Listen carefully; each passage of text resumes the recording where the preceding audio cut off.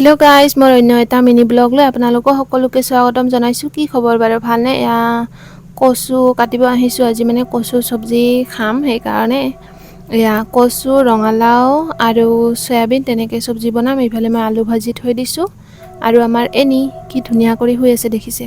মাত দিছে দেই, সেইখিনি মই মিউট কৰি দিলোঁ বাৰু।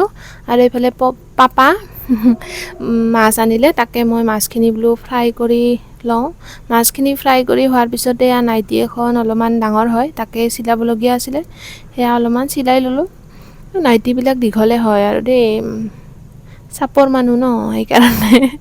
আৰু তাৰপিছতে মই পকৰি বনাই আছোঁ, ভাত খাম তাৰ কাৰণে। কাঁচকলৰ পকৰি বনাইছোঁ, ৰঙালাও, কচু চব্জি, মাছ ফ্ৰাই, দালি আৰু আলু ভাজি।